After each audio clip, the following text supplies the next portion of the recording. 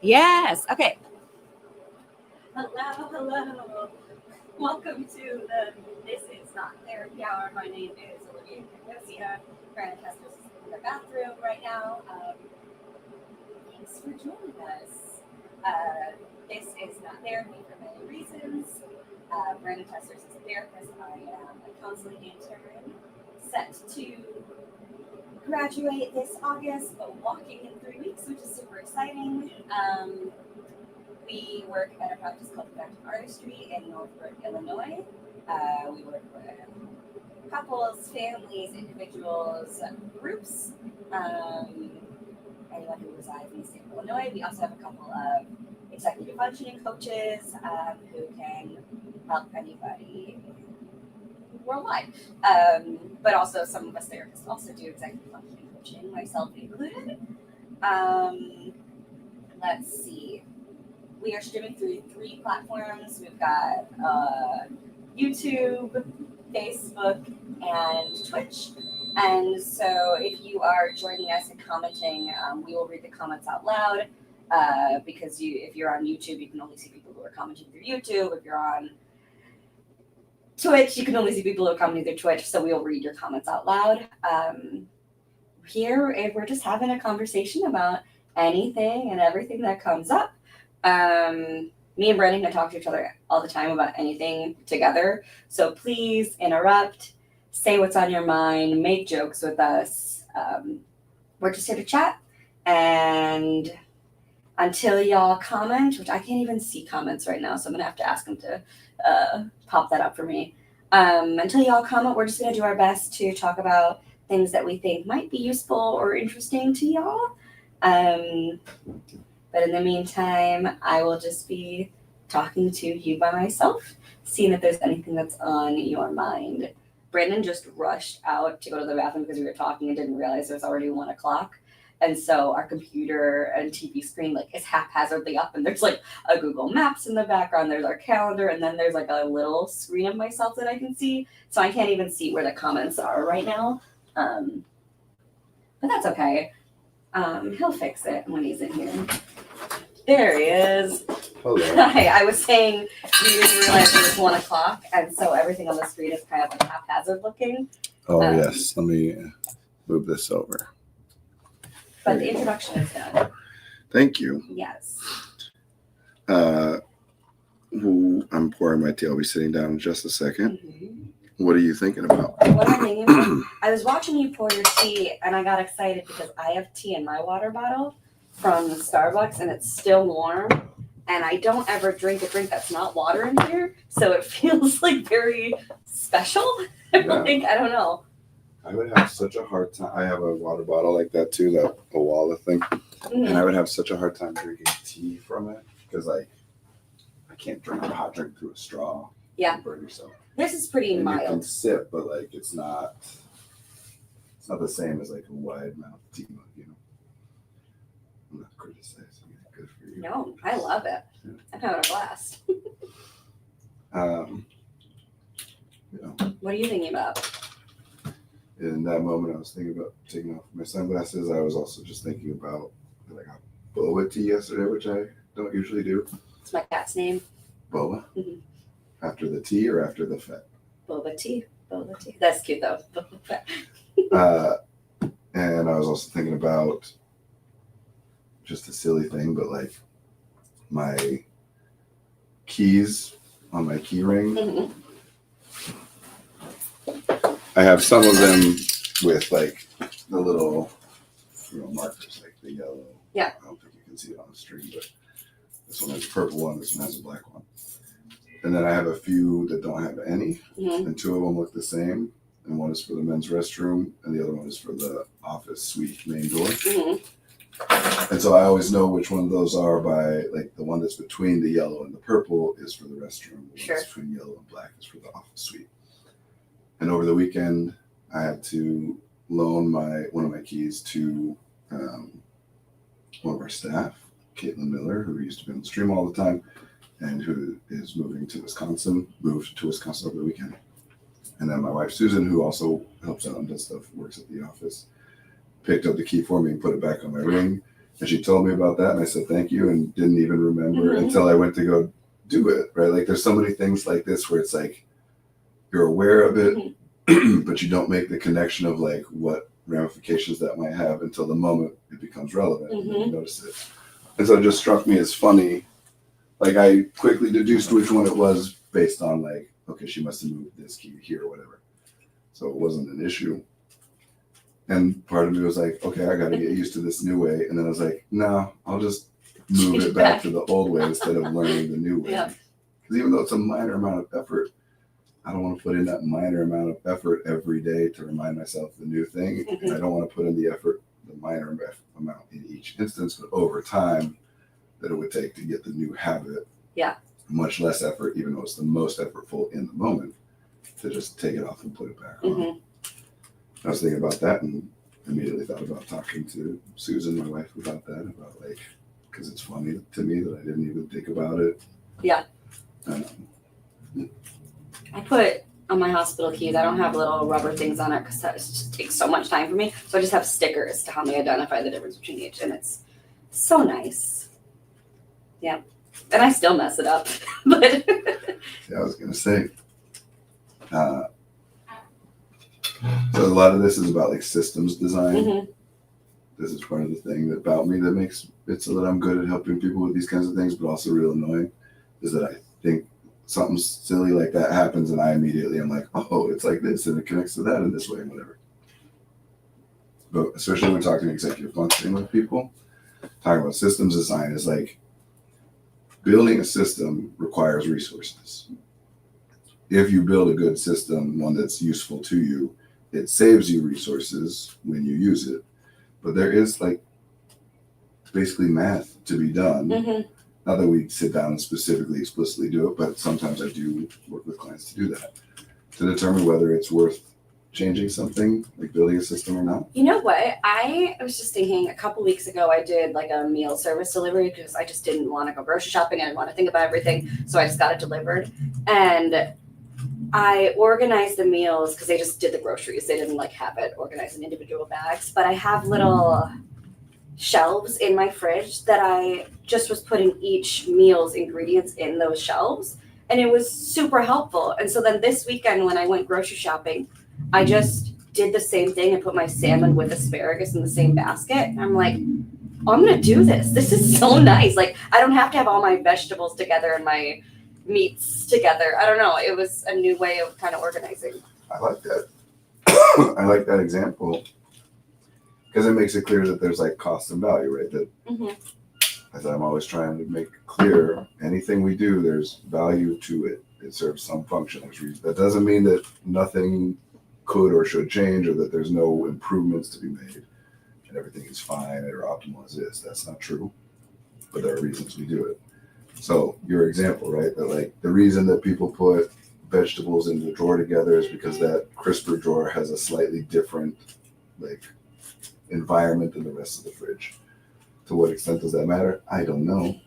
I just know that that's what it is. I don't even know what it is. I mean, right now I'm speculating about like, does it have to do with how moist it is in there or whatever.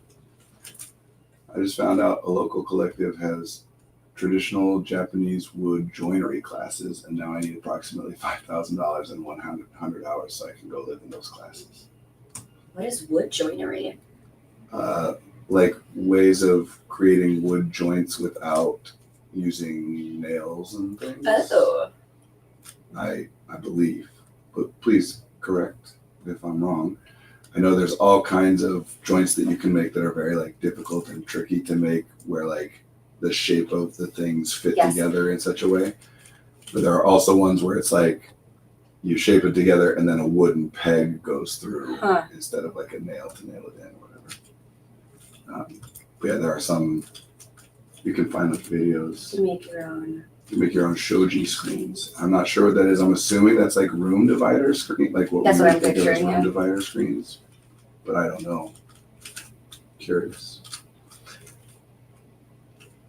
The geometric shapes you can make with wood joinery speak to my soul. It is one of those like, you know, there'll be videos online of like how satisfying or whatever. And there are some where it's like, man, these shapes are so wonky looking, whatever, and then they fit together and Yeah. it's like flush. It's cool. It's the kind of thing that like, this is also probably weird about me. Yeah, they're like those wood screens with semi-see-through paper. I looked at those when I was looking to get my own apartment. Like, how can I make the space the most optimal? Well, I think you're thinking of, and what I was originally Like a room thinking of divider. is the like freestanding ones. Yeah. You know, like the foldable, you know, like, and I think it sounds like what they're talking about is like they're almost like walls built in where the whole wall can shift to the side. Almost like a gymnasium, one of those like. Kind of. Like, but connects. I mean, I only know this from like movies and shows and stuff. I've not seen them in person, but like, yeah, like a wall that's made mostly of paper in like a rectangular frame. I wish we could drop pictures in the comments. Oh, that's like the. I don't know. That might be possible. I don't even know. Try Yeah, try and put a picture in the comment. That'd be interesting to know. Same. This is what I was saying. It's a silly thing, but like, I do think fairly frequently about like how much knowledge humanity as a species has collected. You know, like Caitlin, our therapist, keeps messaging me. Keep going, sorry. And so I'll hear things like that, and I think about like, you know, like that there are people at some point in the past who dedicated their entire lives to this and came up with like some cool wood joint technique or whatever, and then taught it to the next generation, And I sometimes think about like, if we had to start over and like get to the same point we're at again as a species now, like the amount, like the millions, billions of people and the trillions upon trillions of person hours that have been put into like that a person's entire life had to be structured in a certain way for them to come to a particular conclusion about what any of us at this point outside of it would now say is like, oh, that's an incremental improvement on a system that already existed or whatever. But that incremental improvement changes things for everybody. This is why I don't want to have to start life all over on space, Brendan. It's just going to be a lot of work. That would not be starting over. It'll just be a change. A humongous change. This is a thought experiment. We can't actually start human knowledge over. I suppose not. But you will have to start human knowledge and its understanding of how to do things on a new planet. I don't know what I just said. If you, Olivia's referring to like some hypothetical questions that have been asked around here by the staff to each other about like, would you live in space and whatever. And yes, but that's not starting over. That's like if people were to approach the problem, I mean, I guess people are approaching this problem of like sustaining human life on a new planet, it would be built on top of all of this stuff that we have already determined. But it sounds so exhausting. Like you would know what gravity is and what an atmosphere is and how plants grow. Like that's the true. majority of our species history, we didn't know that like you can put seeds in the ground and it turns into a plant later. Yeah. That was, I think, it is often considered the most impactful discovery in the history of our species. Seeds in the ground? Agriculture, yeah. That you can like, instead of having to just find the food that naturally exists around you, you can like decide that you want to get some of that and just make it be in a place. Which goes back to the systems design stuff. You have to do things. You have to put resources towards putting seeds into a ground that don't, even if they're properly maintained or whatever, don't give you benefits. Rex and I are listening intently for the answers. That's my dad. Hi, Dad. And hi, Rex. Rex is my youngest son. My dad is visiting right now, and he's with Rex at home. Hello. I struggle a lot with the feeling of I desperately want to dedicate a month of my life into learning the history and technique of nail binding? Null binding, something binding. But I need a few lifetimes to do everything I want. Yeah, I think. Whatever. This is how I feel about I want to learn Spanish because I'm Spanish. I want to learn how to play an instrument because that just seems cool. But do I? I don't know. Okay, that's a more useful direction to go than where I was thinking. Okay. Probably. So that's He good. said hi. Oh. Yeah. Hi. Because I talk about this with people all the time, that one of the like major false premises in our culture is that people do the things they want to do. Mm-hmm. That want directly correlates to behavior. If you want to do something, you do it. If you don't do something, it means you didn't want to do it. Is this true? Not at all. Great. You just said a bunch of things you want to do. Right. Right? The reality is, all of us, every single person, honestly, every single living thing, anything that experiences something we could call want, wants more stuff than you can actually afford. Right.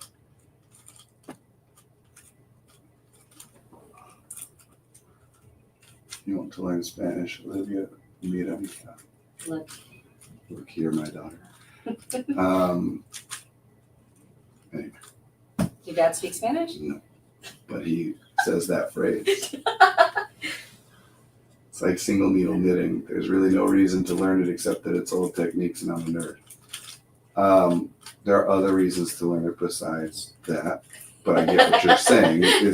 I believe what you're trying to communicate is like, this does not, like, there's no easy line to draw between learning to do this thing and some sort of like benefit to my life of making more money or having a better living space or being healthier or whatever. Although, some of the things that there are reasons to do it. This one is generic about everything. There are reasons to do, if you want to do something, there's benefits to doing it, Mm-hmm. regardless of what it is, because there are benefits to doing a thing you want to do. Mm-hmm. But again, that doesn't mean you do everything you want to do or that you should or that it's possible. Also, maybe part of the reason that you want to do that is because no es verdad, hablo español caminar. Which, no, it's true. I speak Spanish and I don't know what caminar translates to. No, it's true. Um, It's like that. but the root there is meat. Carne is Mm-hmm. like the Latin root. Carne is meat. I don't know what. And all is turning something into an adjective. So, Brother. oh, then that's just a slang usage of it, I guess. So no, like I want to learn to play piano. I've wanted to learn to play piano for decades at this point. And I have at various points sat down and like played a little bit. Mm-hmm. I've learned a couple little songs here and there, whatever. But I want to I want to play piano like Ben Folds plays piano. Sure. I want to learn Spanish and Japanese and Hungarian and like lots of different languages. And what happens is we only have so many resources, right? So higher priority than those Ooh, I things. love to me. ologies. What's ologies podcast? The most recent Ologies podcast was on the mental health benefits of hobbies. Yeah, so there's that. And like I was saying, that's just in like doing something you want to do, but also in what we would generally call hobbies, which is things that you want to do that like don't appear to have any, that are not motivated by strategic concerns, that you're solving some existing problem by engaging in this thing. And there's benefits to doing anything that counts as a hobby, because we're talking about enjoyment and rest and curiosity and learning and giving yourself cathartic problems to solve. There's a great irony in what I'm about to say, but this weekend I've just been watching like really bad sci-fi movies because my boyfriend's out of town and I'm just watching whatever. And I was thinking about how you're like, you don't have to even like, what have you said? I don't even know what you've said. Where I had talked about how I'm watching stuff and I'm able to talk to people and I'm seeing the benefit of consuming. And now I'm just consuming and I don't even have to talk about it, but I am talking about it right now with you. Sure. There's an irony in that. Well, I don't think, so there's another comment. Ahora solo hablamos español en esta sala, which I'm guessing sala means stream by the context, and so that means now we're only going to speak Spanish in this stream. Oh, for sure. CC. But if sala is a different Vámonos.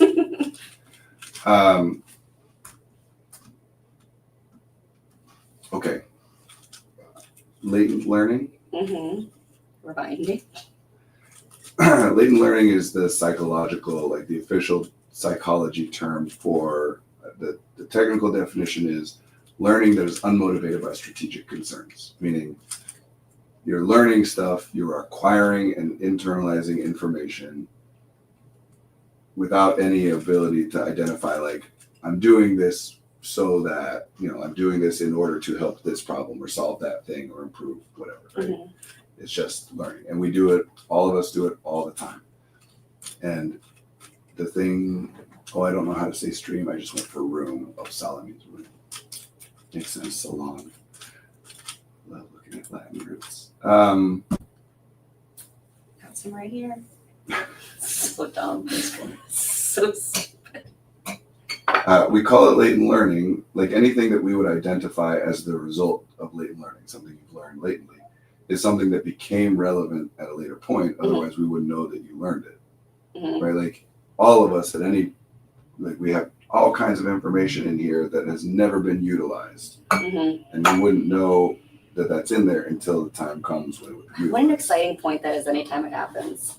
Or And like, sometimes it's like, whoa, wait. So of course in our culture, where we emphasize like optimization and productivity and stuff, which isn't bad, but it's just a particular emphasis. Latent learning tends to get talked about through that lens of like when it is demonstrated as being relevant, like when you are able to do X, even though you didn't specifically train or learn to do X. And the common example, because the early research, I assume by the guy who named the concept, but I don't know, on this was done with rats in a maze or mice in a maze, where they took, I'm going to say rats, I don't remember which it was. They put some rats in a maze and just no cheese or anything in there, just let them be in there for some amount of time, and they just kind of wandered around and whatever. And then they had a bunch of rats that they didn't put in the maze. And then they took those two groups and put some cheese in the maze and put a rat in and saw how long it took them to get there. And the ones that had been able to just be in the maze and wander around and whatever got to the cheese much more quickly and directly. Because they were familiar with the environment. Right. And so that's latent learning, is even though there was no strategic reason for them to learn that environment, they learned it anyway. And the research had to be structured in that way because we have to see some evidence that there is some learning that happened there. So it's all filtered through that lens. But that's why it's also the classic example of this is like, you've never sat down and studied a map of your neighborhood, but if I asked you to draw a map of the streets in your neighborhood, you could do it. Right. The idea is just we pick up information, whether or not we have consciously identified that this information is going to be useful to us. It is interesting. I'm thinking about Caitlin, who just left, and I'm helping another therapist figure out what kind of furniture to go in the office. And I took a video of the office, even though I've seen it so many times, because I just could not remember where the windows are. Like that information, I guess, just was never important, and now it is. But I've had to rewatch the video like 5 times to get it in there. I don't know. Well, okay, so this is systems building stuff too. It takes resources. Learning takes resources. To perceive, to sense things takes resources. To perceive takes more, and including conscious, like cognitive resources. To think about takes more. To remember in working memory, like short term, like maintaining memory takes more. And to encode it into long-term memory takes even more. And then to retrieve something from long-term memory also takes resources. So every step of that way, or every step of the way we do, there's a lot less gets past that bottleneck.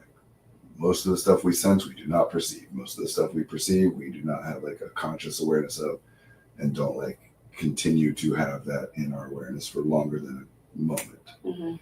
Most of that stuff does not get encoded into long-term memory, and presumably most of the stuff that is in long-term memory doesn't get retrieved, or at least doesn't get retrieved very frequently.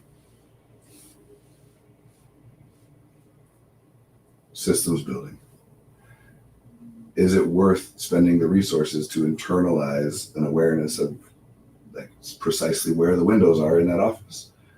Your processes are determining that it is not. And that's a reasonable and logical conclusion to come to. in part because, well, if you need to see it, you can look at a video. Why would you need to like Mhm. internalize it and remember? Mhm. So a lot of times we do things specifically to make it so that we don't have to internalize and remember some kind of data. Mhm. And so back to systems building, right? If there's a task that I am going to do that takes me an hour to do, we're just oversimplifying and using time to make a point. Mhm. And I could build a system that will make that task take a half an hour to do instead, but it will take me 5 hours to build that system. Then it's not worth building the system unless I have a very confident prediction that I will be doing the task at least 10 or more times in the future. Mhm. Because each time I do the task, it saves me a half an hour. At 10 times, that's now added up to the 5 hours that I spent building the system. So this stuff, I have to oversimplify it because it's I mean, if we were to pick any one specific thing, we could get into, I mean, there are entire organizations who dedicate thousands of person hours to any kind of like, is it worth changing this button on this remote to this location? You know, and the point of this stuff is also complicated that it's not worth spending cognitive resources on it all. So it's like attention. We just have processes that are like, this seems worth remembering. This seems worth spending resources on learning this information, and we're just guessing. Sometimes that's turns out to be correct. Sometimes you're like, I'm going to do this task in the scenario we just said. Sometimes you're like, I'm going to be doing this every day for the rest of my life, so it's worth spending these 5 hours now. And then 2 days later, something changes and you're never doing the task again. You're like, dang, right? Other times you're like, I'm only going to do this thing once or twice more, so it's not worth building the system. Right. And then 20 days later, and you've done it twice a day, every day, and you're like, man, I really wish I had built that system. Still can. Yeah, but then you're doing an evaluation of, am I going to continue to do this? So this is that latent learning thing, is those processes, or like doing what I want to do, right? There's way more that I want to do than I can actually afford to do. So there are processes that dictate in any given moment, like, what am I doing right now? And then you just run out. Mm-hmm. Like, we all wish we could live. This is an interesting one, because the colloquial way and the way people generally think about it and talk about it is we all wish we could live forever. But whenever you point out to people like what forever means and like get into the detailed concept of infinity, then all people are always like, no, I don't want that. Mm-hmm. What we mean is I want to live for long enough that I could do everything that I want to do, Mm-hmm. which I don't know, but presumably there is some limitation on that. Why does that make me want to puke? This is down the like philosophical lane of, you know, philosophy, not in like the academic sense, but in like the philosophy of a movie or whatever, right? Of people talking about how without death, life would have no meaning, Mm-hmm. which is literally true because of what meaning is.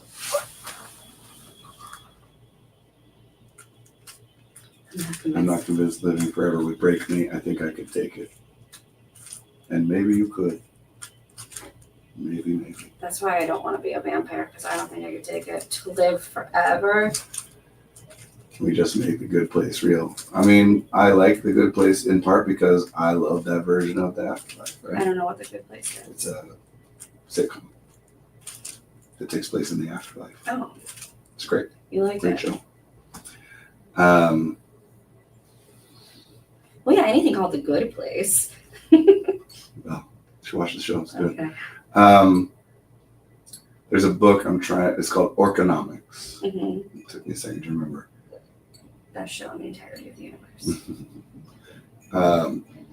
There's a book called Orconomics that is like a fantasy fiction novel, you know, like swords and sorcery, people killing dragons and whatever. But it's an allegory of the stock market, the 2008 subprime lending loan crash. And it's hilarious that it applies like real life economic principles to a fantasy world in a way that's good satire. I like it. Anyway, one of the things in that book that they deal with a lot is that there are elves, as there are in often like Tolkien inspired or like high fantasy settings. Elves will often live for hundreds or thousands of years or even be immortal. And it explores a lot about like what it would be like, and that effectively those people the way that the book explores it, the conclusion it comes to is that those people are just completely different people every 100 years or so, right? Like after 100 years have passed, you have just as much in common with that person from 100 years ago as somebody else has to that person 100 years ago. Like you're effectively just living many lives in a row. Of course, that's built on the idea that the cognition and memory and all that would work the way that it works in humans that we observe. And anything other than that is difficult to speculate about, but interesting. But it is entirely possible that all of us could deal with infinity. Perhaps. Or that none of us could.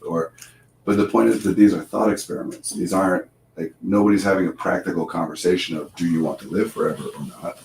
We're just talking about, like, how much stuff do we want to do, and what about being tired or bored, and like we've talked about before, like, too much in real life, anything that is like valuable or impactful, too much of it starts to be a problem, and too little of it starts to be a problem. You're aiming for that window, including like lifespan. That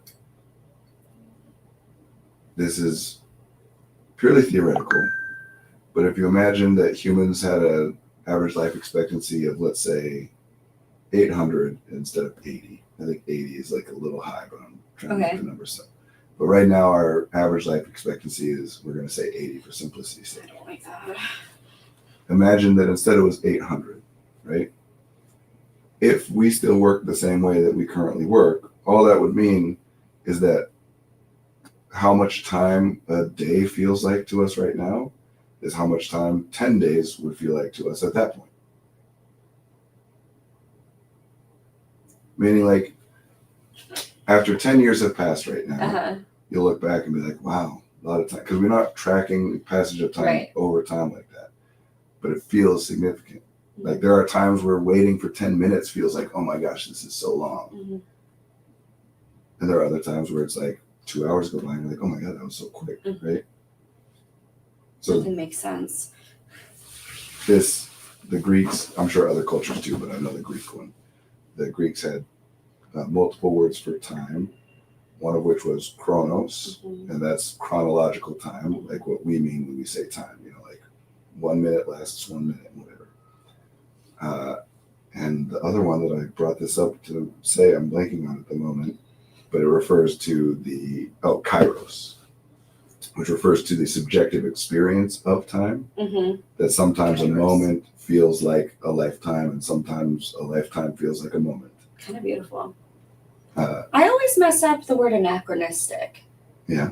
Can you give me a better example of what that means? It means something that does not belong in the time in which it is presented. Gotcha. Not out of order, but something that does not belong. Yeah. Okay. It means like out of time, like the absence of time boundness. So like Bridgerton having Taylor Swift music instrumental could be anachronistic? It's an anachronism, yeah. It's more like a literary term than anything else, because obviously in real life, nothing's ever presented outside of the time in which it existed. Like people didn't have cell phones back then. If they did, that wouldn't have been anachronistic. Sure, right.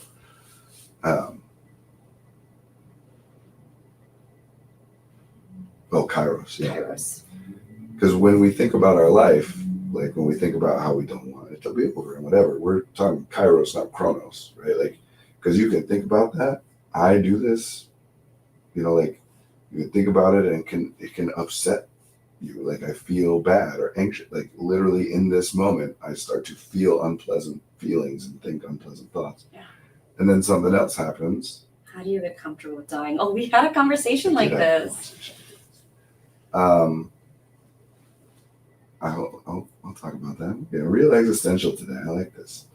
But let me just finish that point real quick, and then I'll shift over to that, which is that like, if we theoretically had lifespans that were 10 times longer, the kairos wouldn't change. The chronos would. Yeah. But we would still experience time the way we currently experience time. Sure. If our lifespan was 30 years, if it had always been, I should say, because we've evolved to this. Like if right now it switched to 800 years, that would be very different for all of us. But if our lifespan had always been that, then we would be evolved in a certain way. We'd have certain expectations. Our society and everything would be set up in such a way that it works for that. It's kind of like what you were talking about, imagining living on another planet. Like we've evolved to this one biologically, socially, culturally, technologically, everything is built to work here. To make it work in something that's different would be a whole, like, we got to start from the ground up. You know, how do you get comfortable with dying? So excited for this. It's a very existential conversation. My simple answer is you don't in advance. Should I keep going, or is that good enough? Keep going. I know what you mean, but imagine if when you woke up in the morning, and we're in this hypothetical, like you have been well rested, you've gotten all the sleep you wanted, right? Like it's one of those mornings. You wake up and you're excited, you're energized, the sun is shining, whatever, you're getting ready to go about your day.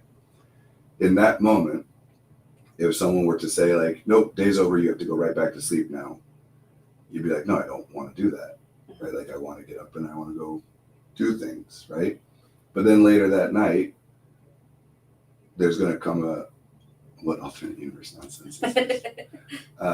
Then later on that night, 12, 18, 20 hours later, at some point, you'll be at a state where you're like, no, I want to go to sleep. I don't want to be awake anymore, right? Presumably, that same, this isn't even a metaphor, presumably literally that exact same mechanism, call it tiredness or whatever for simplicity's sake, would apply to death, right? So we know this, unfortunately, people die unexpectedly all the time. And this conversation is irrelevant to that, right? Like if you don't expect to die and then you just are in an accident and die in a split second, there's no interim time in which you are aware of your pending death and uncomfortable with it. So we're talking about foreknowledge of your impending death. And there's where we're starting right now is like the general sense of that. We all know we're going to die at some point, which is different from I now have reason to believe, like I've been given a terminal diagnosis or whatever. I now have reason to believe that it is coming soon or whatever, which is a different process. Those of us who don't have any reason to believe that it's coming anytime soon, I don't believe that it is possible to get comfortable with the idea of it, in part because there is no point to getting comfortable with it. Like, we're thinking about like, oh, sometimes I get anxious about the thoughts that I might die. And we want to change that. And we'll talk in a second about what we actually can do to change that. But it makes sense that sometimes we're like, well, what if I just didn't mind the idea so much? Then I wouldn't be anxious about it, which theoretically works. But also, if that theoretically did work, if you had some way to be like, I don't really mind the idea. Like if I die, if I live, either way, whatever. We generally regard that as a bad thing. It's not good for a person to be like, if I live, if I die, I don't care. Like if I don't wake up tomorrow, that's fine. We generally are like, that's a sign that a person's life is not the way that we would want it to be. In practical terms, ignore the like conscious awareness of it or whatever. If I started to behave without any conscious thinking or whatever, if I started to behave as though death was not something I'm trying to avoid, like that it was neutral, then like, it takes energy for like cells to do things, right? Like you have to pay a cost to be alive. If there's no value to that, then why would you pay that cost? In practical terms, like you would be doing less and less and less as time goes on to protect yourself and continue to be able to be alive. So I don't think it's possible. I also don't think it should be possible. If it was possible, I don't think people should do it, which is a different thing than when you have a reason to believe that it's coming soon. So for that scenario, what we actually want to look at is not thinking about it, right? And that's the theory, right? If people like, if I was more comfortable with the idea of my own death, then I might not dwell on it so much. Well, the aim there is the point. I just want to not be thinking about it and feeling this unpleasant feeling. Interesting as I'm listening to you, I'm like, wow, I feel really comfortable. I'm not freaked out at all. And then I listen to that thought and I'm like, but you will die one day. And then I started getting scared. It was really interesting. So that particular thought process is built on our culture's false premise that people do what they want, right? And they don't do things they don't want to do. Meaning, I'm thinking about my death because I don't want it, right? Like because I want to live, I'm thinking about my death. Mm-hmm. So if I wanted to stop doing that thing, I would just have to stop wanting to prevent it. We just conflate the desire with the behavior. But no, the only like real practical solution is to pay attention to other stuff. As we were talking about, everybody wants to do more than they can afford to do. That includes thinking about things. You can't think about everything that you might want to think about.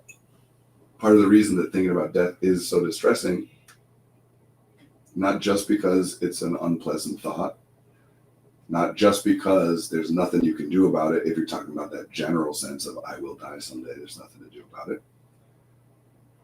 But also because we are aware of the opportunity cost. I could be thinking about other stuff. I don't want to be wasting my time sitting here thinking about this and feeling crappy, right? So the solution is to get your resources to go elsewhere. Part of what I am doing at this stream, or just what people just generally do with one another, certainly part of what we do in therapy, is call people's attention. When you are depressed, and by this meaning of depressed, or this use of depressed, what I mean is when you are having that experience of being aware of your own internal subjective experience, your whole awareness, everything you notice and perceiving is just how sad you are and how much of a failure you are, and et cetera, et cetera. You can't do that if your attention is pulled out to something else. Other meanings of the word depressed, like I'm tired all the time, whatever, that doesn't necessarily change. What would you say to someone who says they're repressing that and they need to experience that? I would say that, like distraction and like escape or escapism, these are concepts that have some utility, and they're being used nearly always, pretty much every time someone is talking or thinking about these things, they're being used well beyond their utility and are causing a problem. Mm-hmm.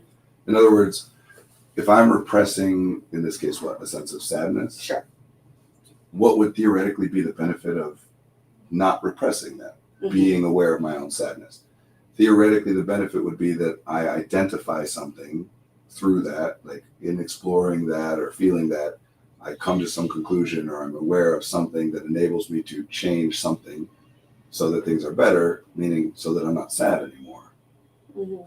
That's only when we're talking about sadness in the abstract, which is often what depression is. We're like, the sadness itself is the issue. A person's looking around and they're like, there's nothing in my life that makes me sad. I just feel sad anyway, which isn't true, but people identify it that way.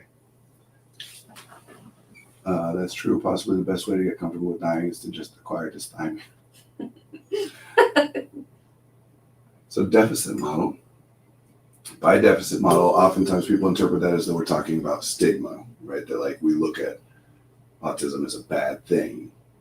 And that's not what we mean. That is a part of what happens with the deficit model. But what we mean by the deficit model is the idea that something, some state of being or some set of actions or thoughts or whatever is the good, desirable, healthy, appropriate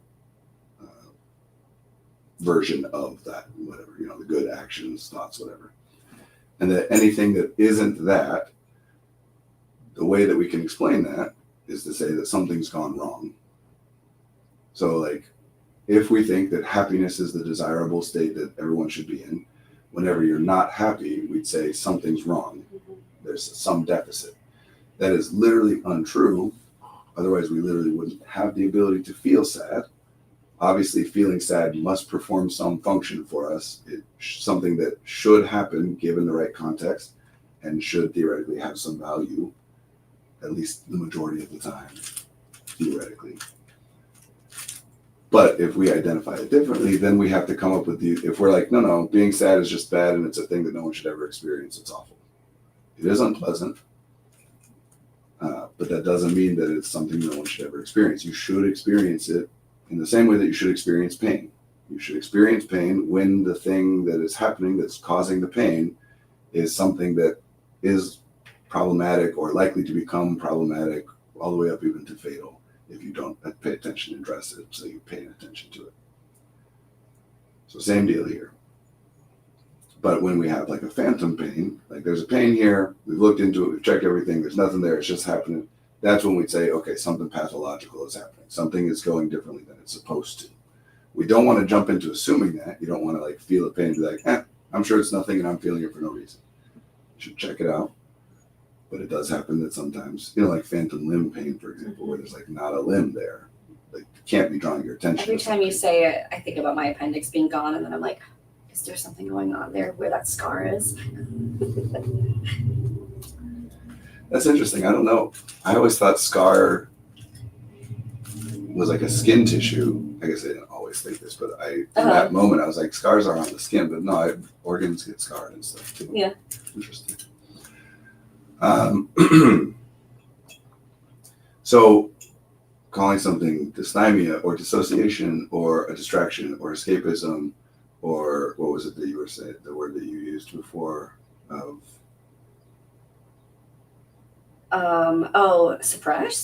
repressing. Yeah, or suppressing. All of these are terms which center something that isn't happening. Mm-hmm. We're saying that the thing I'm paying attention to, the role that it serves is that it's pulling my attention away from this other thing, meaning it is distracting me, it's pulling me away from. Or the role that it serves is that it's allowing me to escape or avoid this other thing. It's also serving other functions, because anything could be a distraction or an escape or what you do when you're avoiding something. But when we're labeling it that way, we're saying the only thing that it does is gets me away from that. Now, even if we were going to do that, and I know this was a joke for sure, dysthymia thing. But even if we were going to say that's it, that's the only purpose it has is to pull your attention away. In that case, that would still be beneficial when the alternative is to pay attention to something that is costly, including being upsetting in any way, shape, or form is something that's costing resources and isn't worth the cost. So being aware of your death is a general thing, nothing you can do about that. So it's just costly for no value. So then, and if dysthymia is the thing that makes it so we're not doing that, great. Anyway, back to getting comfortable with dying. Because I want to make sure to address the other thing, which is like what might happen if you do have reason to believe that you are going to die soon. Mm-hmm. So if we're talking about in advance, simply put, the solution is get your attention onto other stuff. No matter how anxious you are about death, when you are like, I don't know, if you're a big sports fan and you're watching a game and you're super into it, you're not anxious about your death in that moment. When you're talking to someone that you enjoy talking with and you're having a good time, you're not anxious about death in that moment. If anything, I think it would be beneficial if I were to improve at doing this like oversimplification of things in ways that are like nice sounding and effective, even though they lack precision and complexity. Because then I could just say, when you're anxious about death, that's just a prompt to consider what you want to be doing with your life.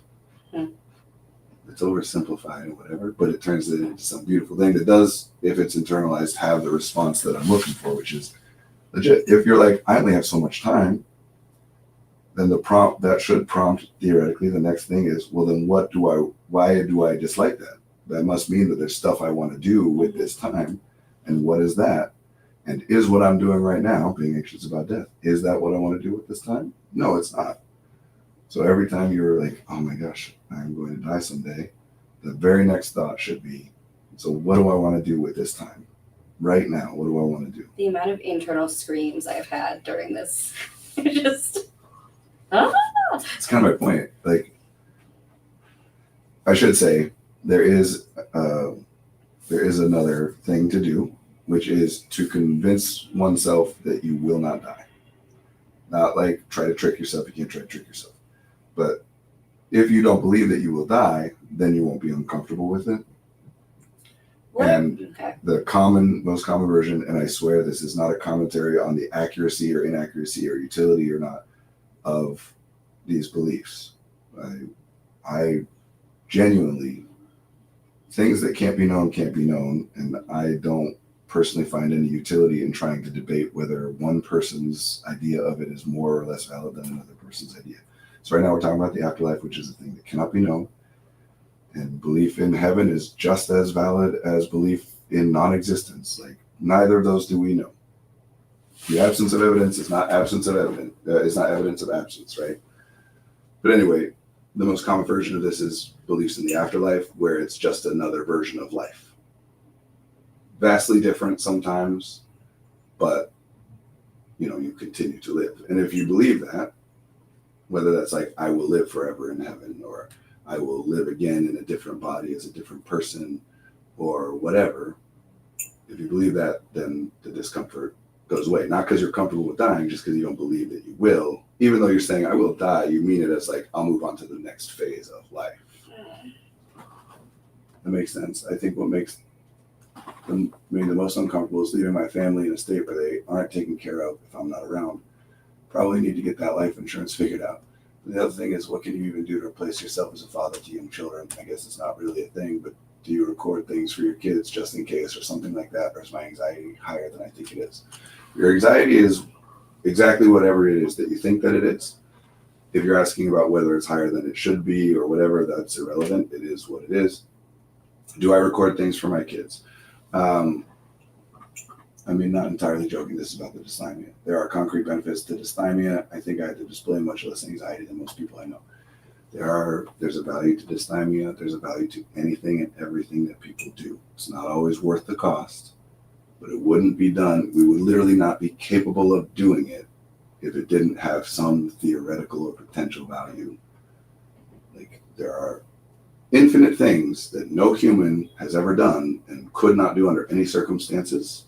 You can't live in a vacuum, right? Like, we could develop technology that changes things, whatever, but we have not evolved that way, because there would be no point to building a system that does a thing that we never need to do. Anything that humans do is something that we wouldn't have developed that system, built it, maintained it, spent resources on it, unless there was some value to the possibility of using it. Sometimes we use things in places and ways that they're not useful, but mostly there's always a value. It's just a matter of whether it's worth the cost. Do I personally record things for my children? No, I don't.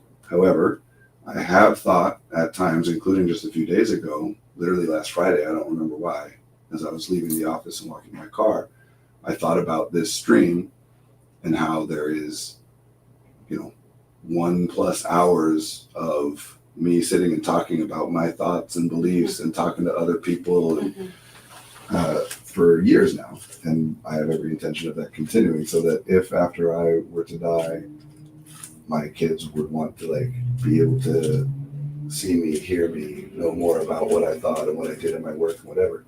There are already hundreds of hours of that available, and will be thousands.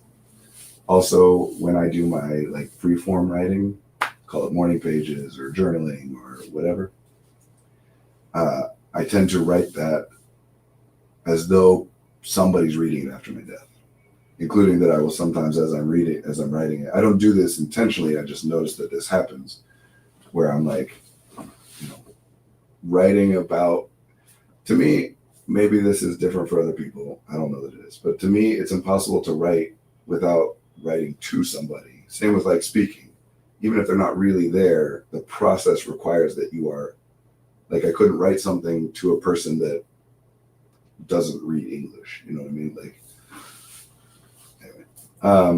So I do that, including at times noting how weird it is that I'm writing this as though someone might read it after me, including at times saying look, if you're a biographer, here's this. If you're my kids, here's the, my point is, I think about this stuff too. I don't do particular specific things as a conscious, intentional, if I do this, then maybe I'll be less anxious, because I don't believe that would work. It wouldn't make me less anxious. It would make me more anxious, because it would just be additional time that I am thinking about the fact that someday I won't be there with my kids. For me, my death anxiety, I am sure that I had some earlier. I don't ever remember experiencing it until after having kids. Mm-hmm.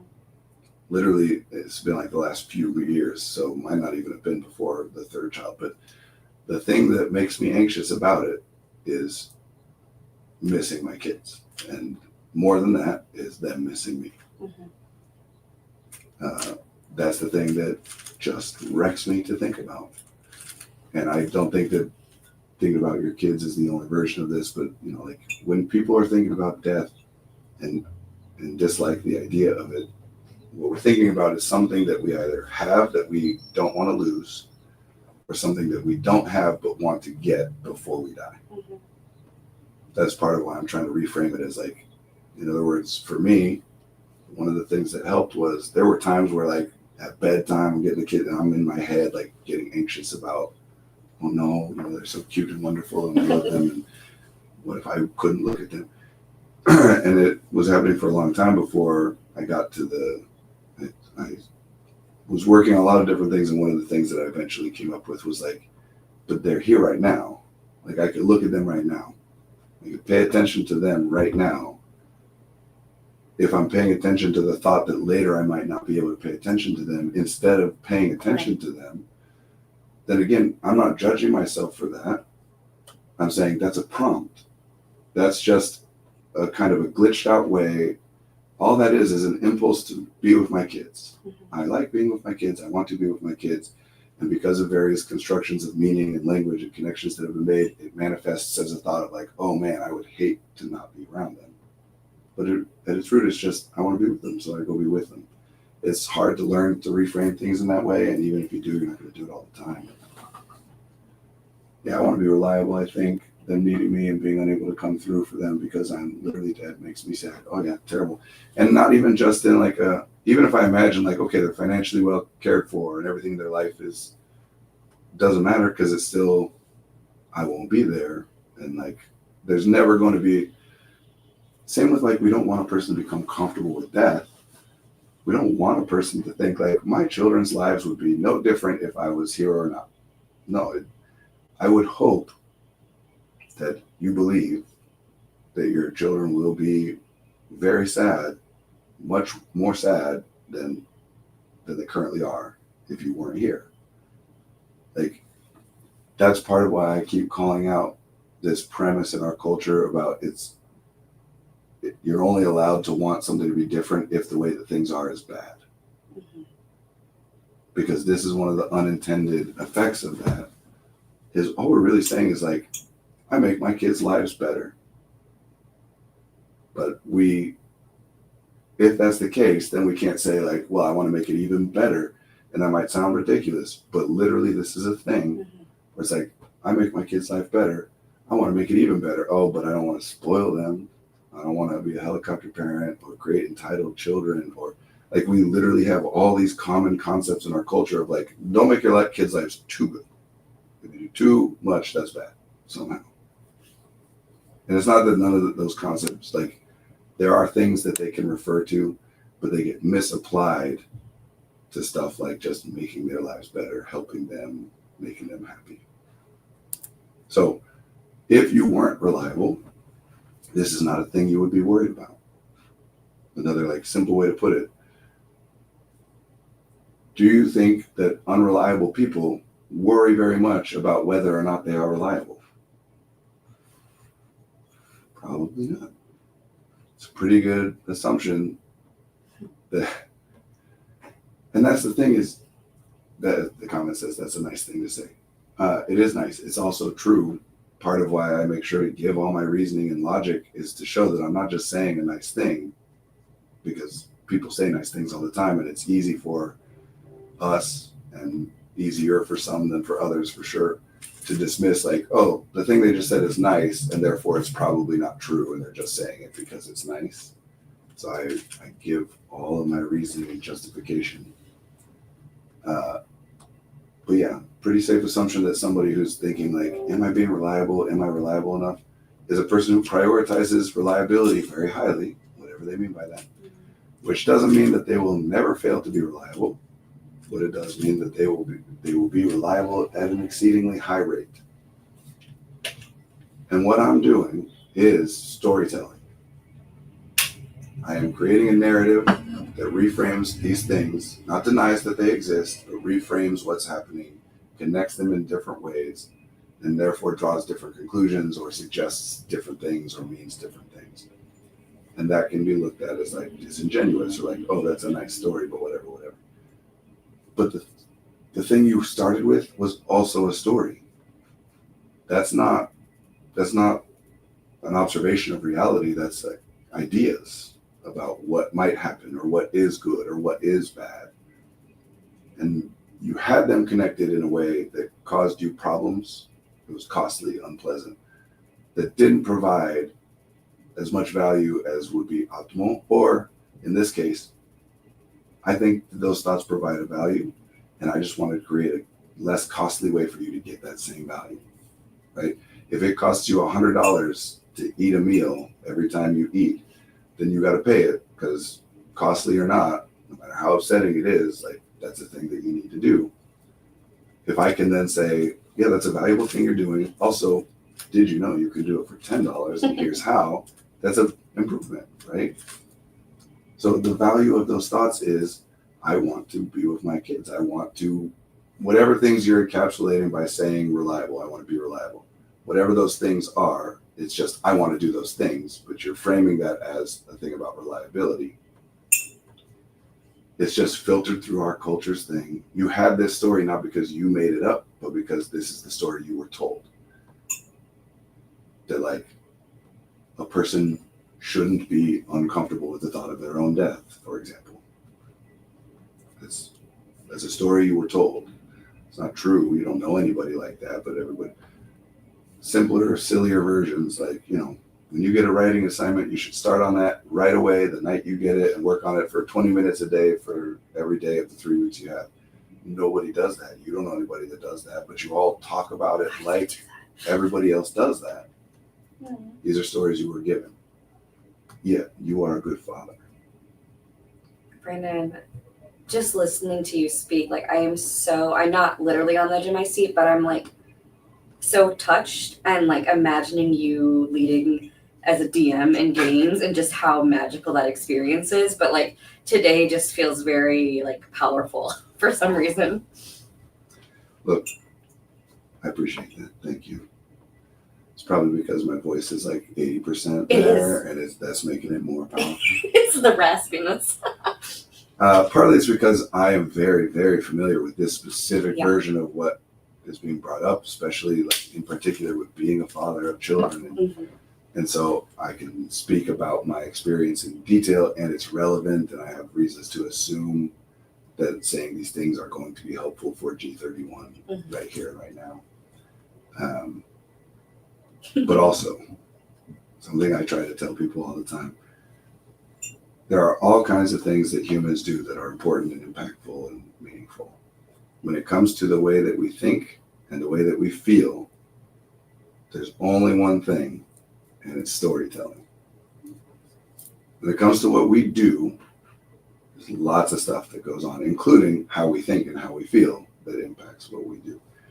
But if we're going to try and change what we think or what we feel, it's either direct experience and we get new information and that changes the ways that we think and we feel. So all of us are changing those things all the time. But if we as a person, if I as an individual am going to try and change the way that somebody else thinks and feels, it is storytelling. Let me change that. Because there are other, like, we can do things, right? We can feed them and we can hug them and whatever. But in terms of communication, the only way that in communication we can change what somebody thinks and feels is telling a story. I'm sitting here, I'm like, man, I want to be trained under Brandon. And then I was like, oh, you are. That's funny. I like that. Yeah, people dismiss stories as though they're irrelevant. Cultures,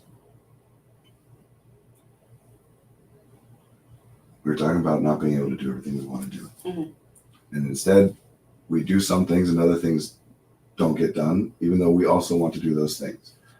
The term, the concept we have developed in order to be able to discuss that fact, that is an observable fact, that some of the things a person wants to do happen and some of them don't, is priority.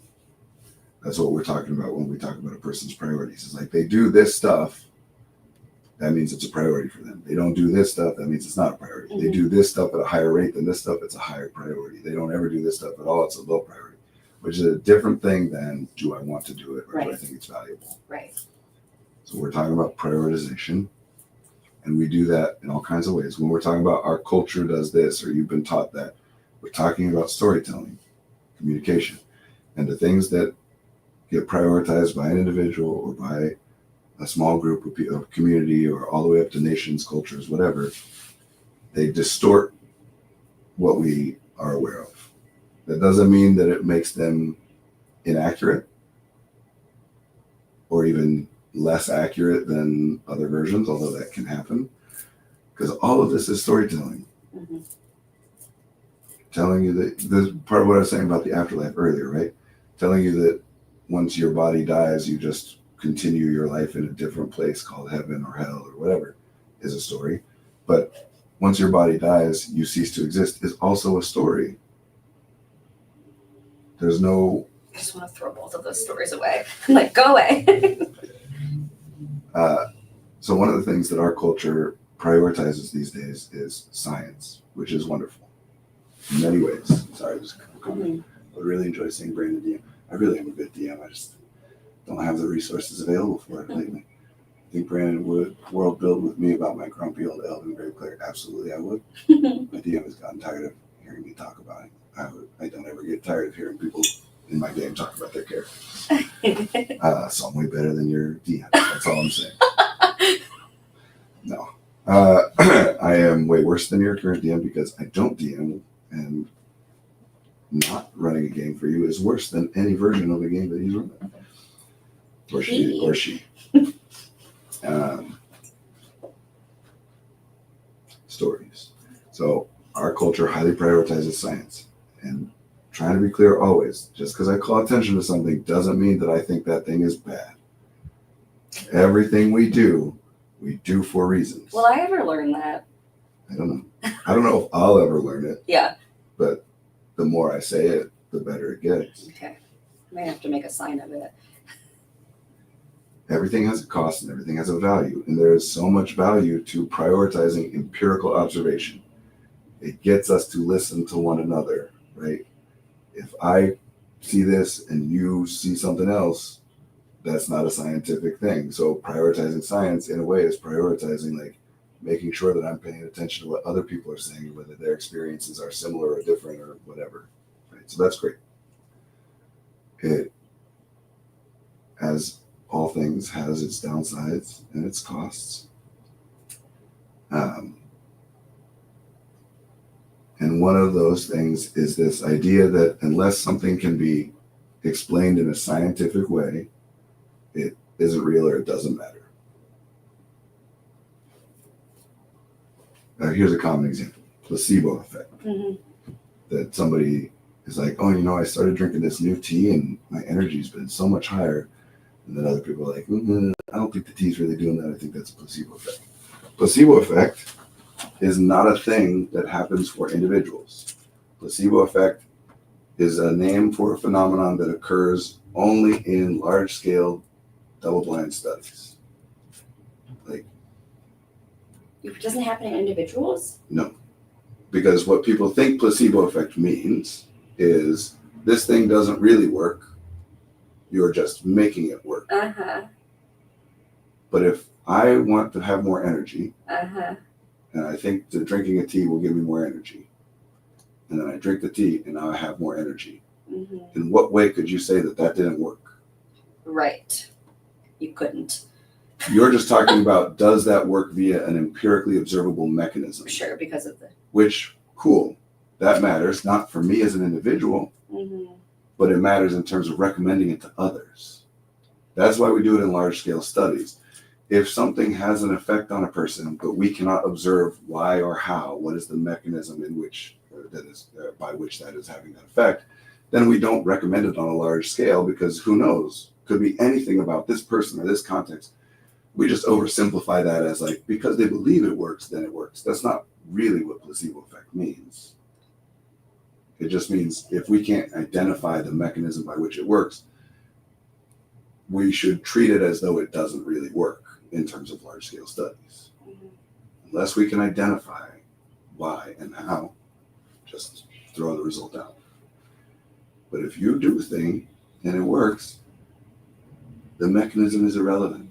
Yeah, I'm thinking about a clinical trial I'm a part of for a vaccine and how you could get the salt shot or the real shot. and that I'm convinced that I got the real shot, and that's just where my mind is at right now in the whole. And kind of the point is that you don't know if you did or didn't. I 100% did, Brandon. How would you know?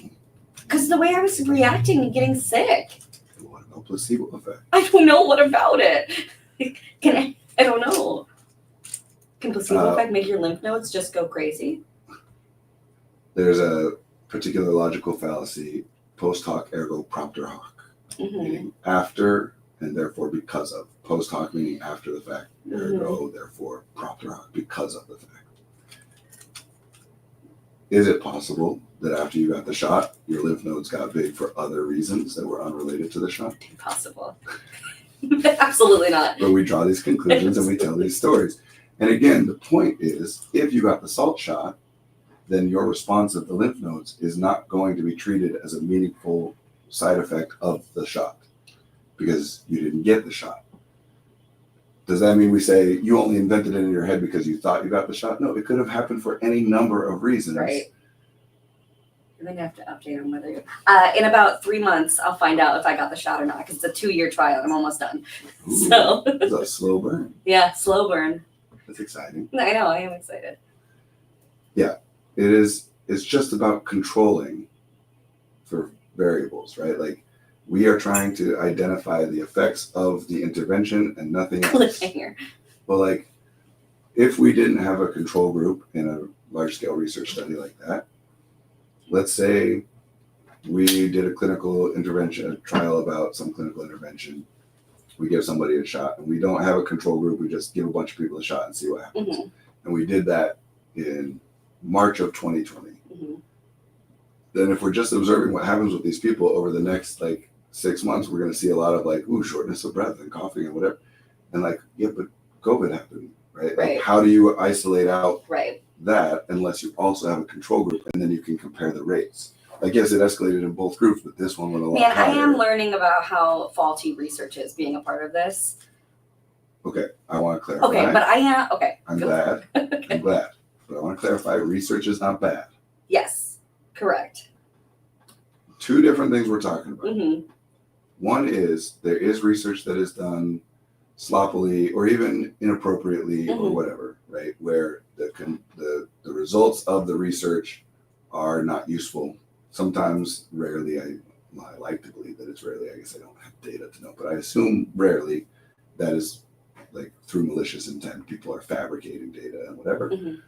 Commonly, that is via all kinds of like researcher bias.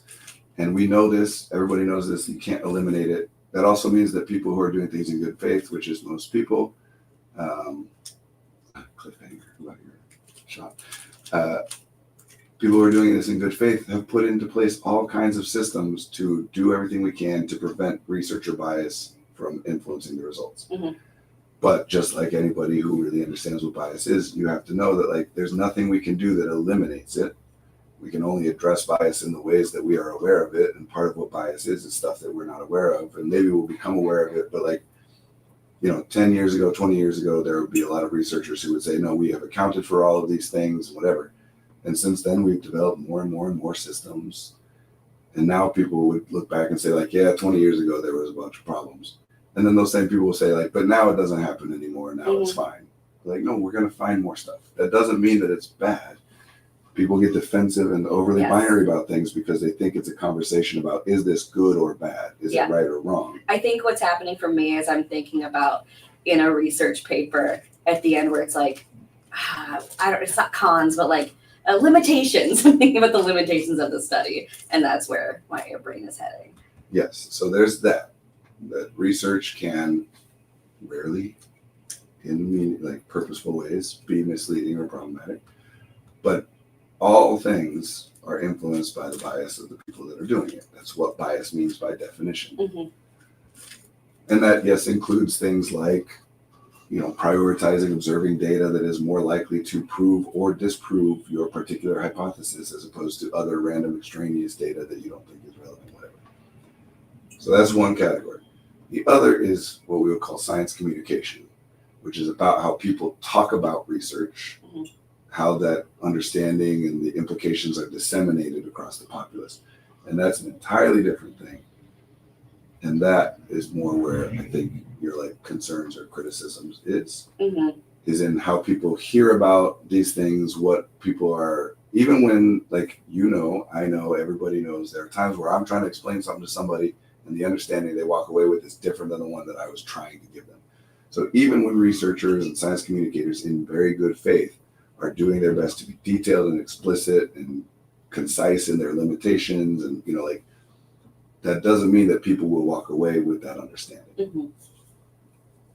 So when we're talking about like the things that people have taken away or the things that people interpret from or how they changed what they do or whatever based on the research, that's what we're talking about, is the understandings that people have of the research. And yes, there are flaws in the research itself that have to do with that, but there are also flaws that have nothing to do with the researchers. One like good example, and I want to try and like consciously call out, I am aware, I mentioned multiple times that there are rare cases of people fabricating data or acting in bad faith, and that's bias, meaning the fact that I mentioned that the same number of times that I mentioned the unintentional bias things is bias, because I believe that it happens at a much lower rate, but I spent just as much time talking about it, which makes it more likely that you all are going to walk away thinking that both of those things are equally as problematic. The example I'm about to give is of research that itself has an issue. I'm doing it for a reason, but it is still bias. I read a study, this was a little while ago, maybe a year, maybe two, somewhere in there, about what was termed phubbing, Phubbing, which is phone snubbing, which means being in the same room, like being in physical proximity with another person, such that you could converse or interact with them, but you are on your phone and are not conversing or interacting. They deemed it phubbing. That's not, the researchers didn't make that term up. I don't like that term. Yeah, it's silly. And this study was on specifically the effects of phubbing on marital relationships. And unsurprisingly, the results showed that in marital relationships where the partners engage in phubbing more, the satisfaction reported by those partners in the marriage is less. Meaning there's an inverse correlation. The more that married partners phub, the less satisfied they are with their relationship, which is not a surprising result. And obviously the researchers were going into it expecting that that would be the result. Nobody would be like, I think this has nothing to do with anything, so let's spend a bunch of money and time researching it and showing how it doesn't do anything. What about those apps that they make for married couples that like it asks you a question each in the morning and then you all answer it? Do you know what I'm talking about? I'm getting the gist, as you say, but I had not heard of it. Okay, yeah. And then like you don't get to see your spouse's answer until you've answered the question too. And then like the advertisements for like, I saw your message this morning and it really got me thinking about our relationship, blah, blah, blah, blah, blah. But it's still like us texting through the phone and not talking out loud. Well, if you and I are in the same room and we're texting with one another, Yeah. that wouldn't be phubbing. We're interacting with each other. We're just using the phone to do it. That wouldn't be phubbing? No, because we're still interacting with one another. That'd be like we're watching a TV show together. So what would be? It's like I'm doing something on my phone. I'm not interacting with you. I see. Although Such a weird word, I know. It is a weird word. You're thinking there is interesting and revealing of some like broader connections or whatever. But just to finish this off, that unsurprisingly, those were the results. And then the researchers' recommendations were that if you want to experience more satisfaction in your marriage, you should therefore do less phubbing, like not be on your phone around other people. Which is like an obvious and easy identity. Oh, interesting. What? That's not what I meant. Obvious and easily identifiable causation is not correlation. Like, let's say I'm in a marriage that is a very satisfying relationship for me. Am I more likely to interact with that person or less likely to interact with that person? Let's say I'm in a marriage where I don't really like this person and I don't like interacting with them. Am I more or less likely to engage in phubbing? Like, pretty easy to assume that if you are in an unpleasant marriage, you're more likely to not interact with that person and be on your phone Sure. instead. Rather than the assumption that all marriages are wonderful, Sure. and then if you start using your phone, it gets bad. Sure. But which of those things sells, right? Like, one is an easy thing to sell, partly because of how you just reacted there. I'm People saying, are so duh. predisposed to the idea that technology is bad. Right. It is the like boogeyman of our day and age right now. You can sell anyone on anything. If you're like, I mean, one of the best-selling books of the last several years is still on the top 10 bestseller list as far as I'm aware right now, is The Anxious Generation. Uh-huh.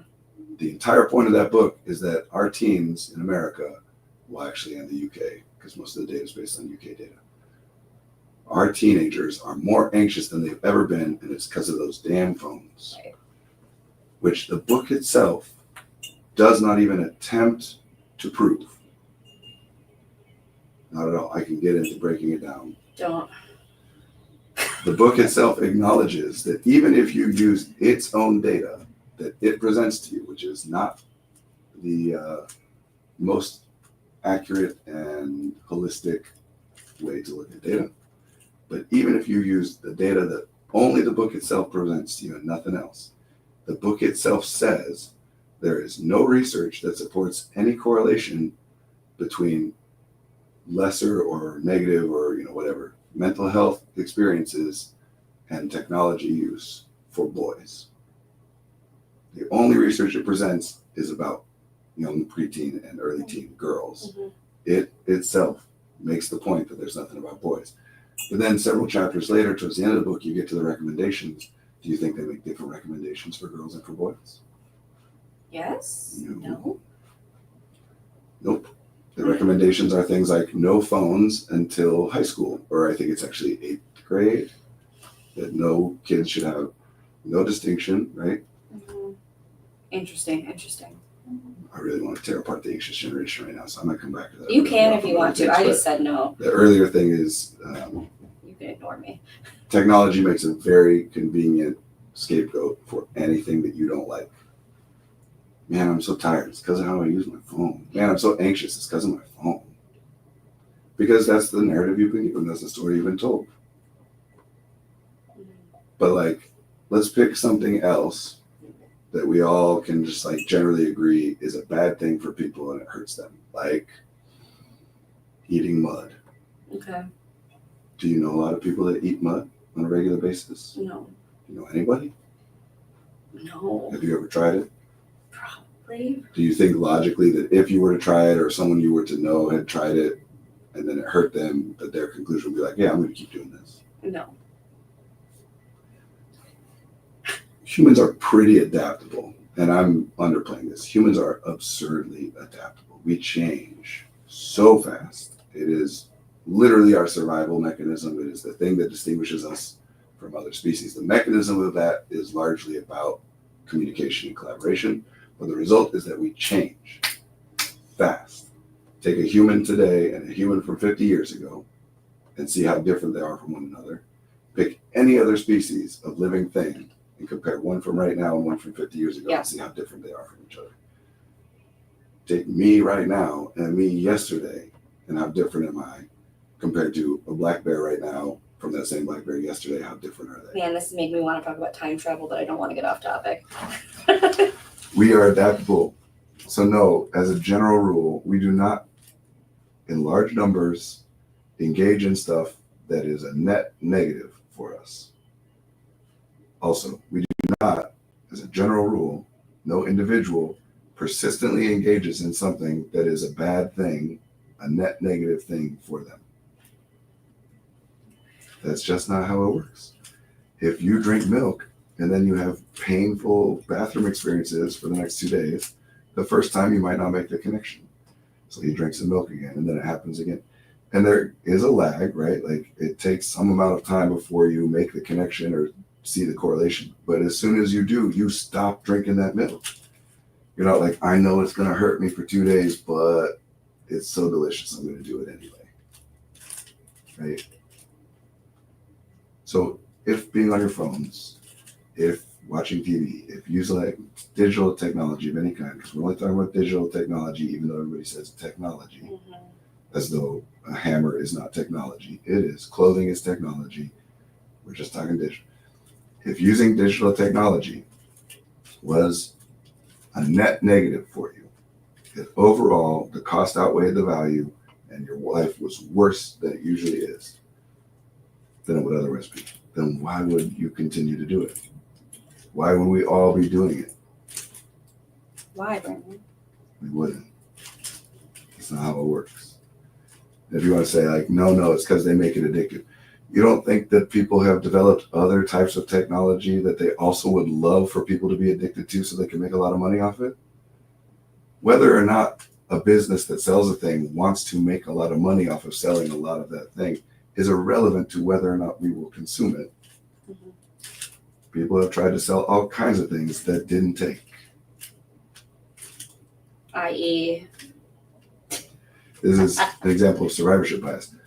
Part of the reason we talk about all this and that this belief persists is because by definition, I can't name to you the things that didn't. Hang on. What does IE mean?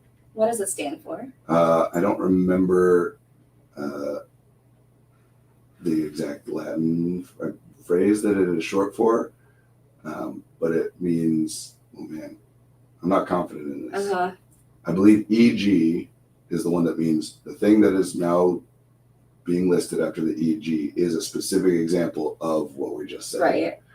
And IE, I believe, is like, or in other words, like here's another way. And some that could also be like, here's an example. Yeah, I just want to know what it stands for.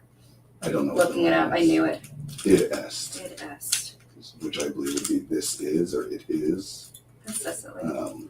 So yeah, that's the way of saying like, in other words. What does EG stand for? That is. Yeah, I always thought EG was just an annoying way to say example. I mean, it is, but. EG, for example. Yeah. Survivorship bias is the cognitive bias of. Exemplitia.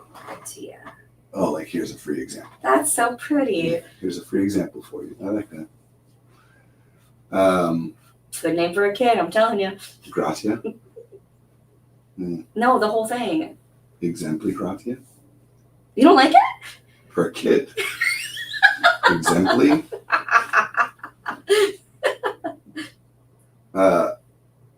Cadenza, though, yes. Sure. Sorry. No, that's all right. Yeah, these things have value. One of the problems with like our large cultural premise is that like things are good or bad. Mm-hmm. They're worth doing or not worth doing. You want or do not want, like this. Hey X, how's it going? See, that can be a cool nickname, but that could also be any nickname that starts with an X or just has an X prominently in it, like Xavier or whatever. We oversimplify things to good, bad, like everything exists on one spectrum, as opposed to costs and values. And so all we're doing is we're looking at phones and being like, well, here's a bad thing that happens because of my phone or when I'm using my phone or as a result of or whatever, which is the cost. And then we ignore the value. And then we're like, why do I keep doing this thing? Mm-hmm. But that'd be like saying like you went to the grocery and then afterwards you're like, I spent $100. And then the next week you spent $100.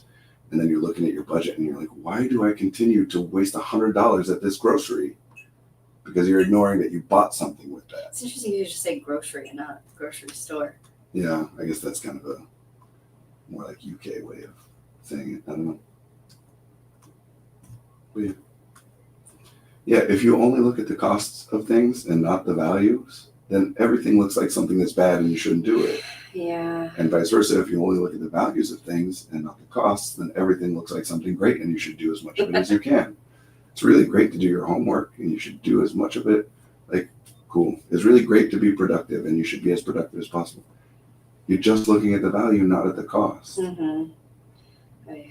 So that's why it's easy to reframe everything, because everything is already a story. It's already been framed for you in a particular way. And one is, technology. Our teens are more depressed and anxious than they've ever been before. Ignore technology as a possible answer, meaning at a higher rate and in intensity on average. Mhm. Like more teens are depressed and anxious than ever have been, and on average, an individual average teen is experiencing more intense and frequent anxiety and depression than they ever have been. Do not allow technology as an answer. Mhm. Any ideas about things that might contribute to that? Now I'm stressed. Now I'm stressed right now. What? Because I'm like, are you answering as if you're looking for the right answer? Are you Doesn't like, matter. Just, I'm thinking about finances and like what? uh, What about finances would cause greater depression and anxiety in teens recently than previously? I mean, like the amount, well, it's more like 20 somethings than teens, but like just having to work so much harder for less pay and how much that sucks. Yeah, but you don't think an awareness of that or a general belief of that would impact what teens feel about their future? Yeah. We're all talking all the time about how people can't afford houses anymore, and about no matter what side of the political aisle you are on, everybody's talking about Social Security. The world's going to catch on fire. We're And like I would be anxious too. you don't think like we're not controlling for how aware discussions of how accurate the belief is for this are irrelevant. You don't think that like controlling for how to what extent do kids believe that the world will cease to exist before they are adults? We don't think that might be impactful on how they think and feel. What about the amount of homework that they are given? That's changed a lot. Right. We don't think that's impactful. Their sleeping hours. What about whether or not their parents, or to what extent parents, believe that the things that they do are bad and unhealthy for them, and tell them that? Like you, every single one of you, including me, who has at any point been like, oh, my phone, the way I use my phone is causing me some kind of anxiety. You did not invent that idea. You didn't come up with that story on your own. That's funny. Somebody gave you that story, and then you were looked and you're like, I think that is true of me. Mm-hmm. And as soon as you believe that it is true that using your phone makes you more anxious, how do you now feel about using your phone? Pretty anxious. So you don't think that maybe us telling kids that the way they use their phones makes them anxious or makes them depressed or makes them dumb or unsuccessful or like badly behaved or social outcasts, or you don't think that telling kids constantly how all the things that they're doing are screwing them up as people might impact how they feel? Is there a book on this? I'm sure there are. And I'm sure that it is not as popular as The Anxious Generation. Why is that one working so well? It's a catchy title. Well, it is a catchy title, but okay. Any why question never has a single answer, right? All kinds of variables, including like right place, right time kind of stuff. Right. But if I've always said it this way as a joke, you will never go broke telling parents that their kids are in for a terrible time and then selling them a solution.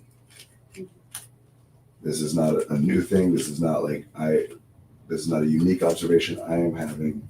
This has been decades that it is well established that people scare parents and then sell them the solution to the thing that they just scared you about. Right? Like if your kids go online, when I was younger in the mid to late 90s and early 2000s, if your kids go online, basically like every third person they interact with is a child predator trying to steal them away, which is not at all supported by the data. Not at all, not even remotely.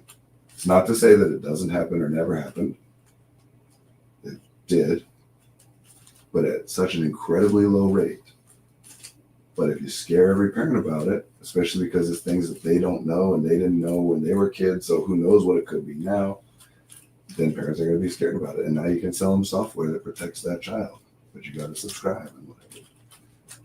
Or you can pass a bill in Congress that nobody cares about.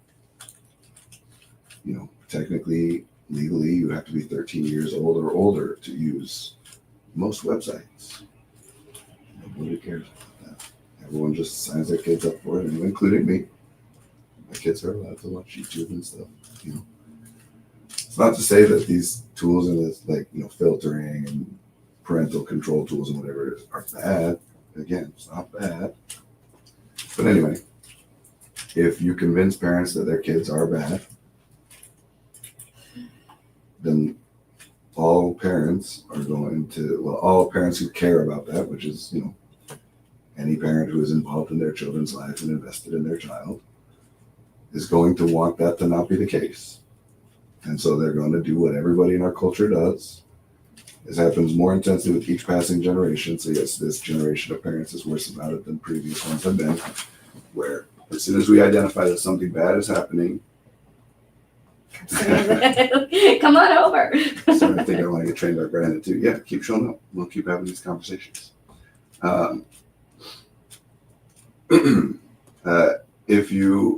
If something bad is happening and you don't want it to happen anymore, you're supposed to figure out why it's happening.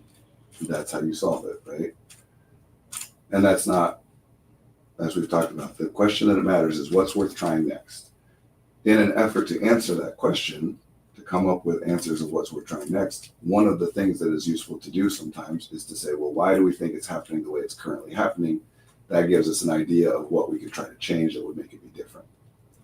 But it is not required. There's all kinds of things where you can come up with stuff of what's worth trying next, and you do it and it works without any understanding of why it didn't work the way before. And even if you come up with an answer of why is it happening the way that it is, doesn't mean that it results in something to do. Part of the reason that kids, adults, and everyone is more anxious these days is because of this. This is one of the variables that plays into it. Is that we're telling everybody that the important thing to do is to figure out figure out what's bad. Of all the things that are happening, what of those things are bad? Of the bad things happening, figure out why they happen, with the implication that then they will get better. Right. Literally, this is what Therapists a lot of people think that therapy is. It's right. Just, I want to know why I experienced this unpleasant thing that I don't want to experience. Right. With the assumption that if you understand it, then it'll get better. Right. There are theories of therapy, especially some of the earlier ones were more focused on if we can draw some insight, you know, about maybe this is why that's happening, that could lead to improvements. But there are speculated mechanisms behind that, not just like, now you know it's all better. Right. But it gets oversimplified and passed around because everybody's looking for the simple thing, not because people are lazy, but because that's how communication works. Yeah, I think I'm going to be called out. Yeah, no, we're no different. People who are looking for a stream that talks about neurodiversity are people who have identified that being neurodivergent or that someone they know being neurodivergent is why something bad is happening. And that maybe now if they learn something different about neurodivergence, that those things will be better. And there's truth to that. Or I wouldn't be doing what I'm doing. I'm not saying there's no point and nothing can help. I'm just pointing out what people are taught and the patterns. So yeah, you convince parents that their kids are bad. Not quite that simply, right? You convince parents that there are things that we can observe in children that correlate to, with high levels of confidence, undesirable outcomes later in life. And in particular, if you can make some of those things be things that aren't actually problematic, like my kid just likes to read all the time and doesn't want to like go and play tag with the other kids at recess. Is someone preferring to read instead of going to play tag, is that bad or problematic in and of itself? No. All kinds of people, including parents that get nervous about this, would also say there's lots of times I would rather read than go play with other people. But if we make a connection, well, then they're not developing the social skills that they're going to need in order to be able to develop and maintain healthy relationships later on in life. Now all of a sudden this thing that had nothing observable about it that was bad is like, oh, but it is bad. And again, there's some truth to some of these things, or we wouldn't fall for this stuff. Like, I'd say fall for it. Nobody's trying to, I shouldn't say nobody. Generally, people are not trying to fool other people. They're acting in good faith, including the author of The Anxious Generation, who I believe genuinely believes that what he's saying is correct. I, in fact, believe, I can't know this, but I believe that he himself knows how ridiculous the book the connections the book makes is, but that he very firmly believes that the way that kids use phones is actually causing problems for them and for society, and is therefore saying, I gotta get this changed, and then is okay with the fact that he's looking for any evidence he can find that might support that, because he's just trying to have an impact that he genuinely believes is helpful. And it worked. Well, No? You said it's the most popular book. it worked in that, like, it's widespread. It did not work in that it actually helped. Oh, sure. Yeah. Oh, Because, good point. again, like, yeah. take something that, if I were to convince you that the reason that kids are depressed these days is because they wear tennis shoes instead of loafers, like, okay, then the advice at the end of my book is going to be like, so all kids should be forced to wear loafers. They're going to ask for tennis shoes, but you got to resist that social pressure. Other parents are going to let their kids wear tennis shoes, and that's going to make, but you should talk to all the other parents you know and get them to sign this pledge that we are going to make all our kids wear loafers, because that'll make it easier for your kids to do that without feeling like outcasts or whatever, right? Which is the thing in the anxious generation. You're supposed to get other parents to sign a pledge to not get phones until 8th grade, which I hate for so many reasons. So many reasons. A large section of those reasons is not anything to do with whether or not kids should have phones, but just you're signing a pledge about whether or not you're going to give your kindergartner a phone before 8th grade. What's the stakes here? Like, who's following up with you? Right. And if you break that pledge, so does this matter? Or is this just a way of people virtue signaling to one another, like, hey, I'm one of those parents that's not going to give my kid a phone either. And if you get up to, this is an actual thing, happened in my kid's school. If you get 10 signatures of parents in a class, then the names of the people who have signed the petition are released to everybody. So then everybody knows who are the parents that said, no, That's I'm not weird. giving my kid a phone. Who is it? Like, again, you could have every intention of giving your child a phone in 2nd grade and still sign this petition. Right. So what is this really about? Is it really about not giving the kids phones, or is it about social standing? Right. This is part of what.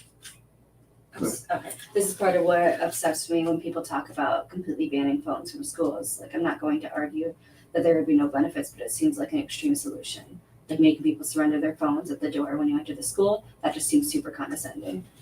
It is super condescending, and yes, does have value when it is done.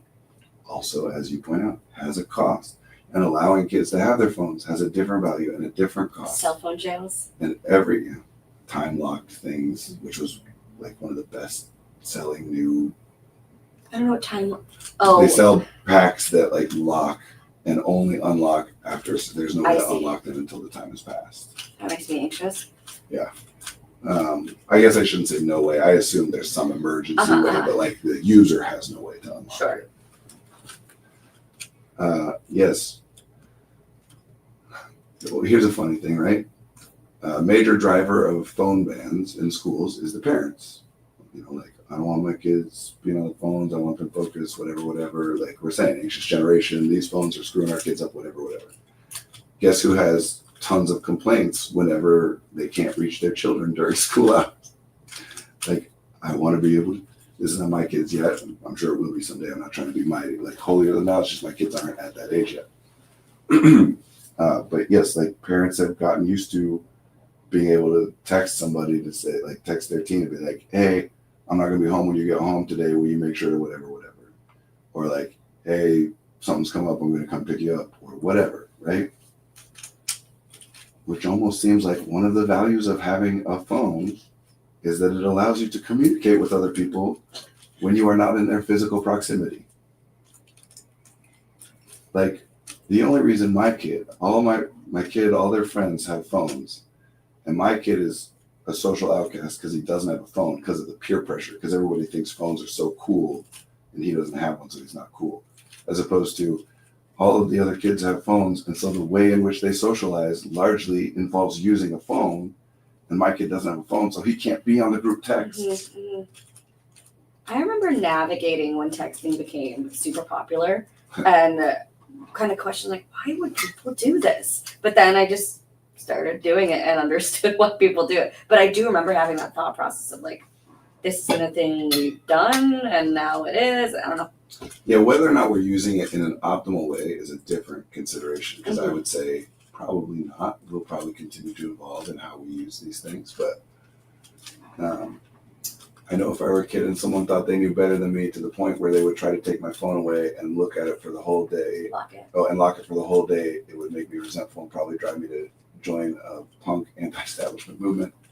Yeah, many of the parents and educators who are doing this had that experience Mm-hmm. and did go counterculture. Like, oh, they didn't like our music, but now they are the parents who are like, no, these kids' music is terrible. Are you going to take responsibility for me suddenly needing multiple denim jackets with patches? No. I remember I was Wait, directing. I don't get that reference.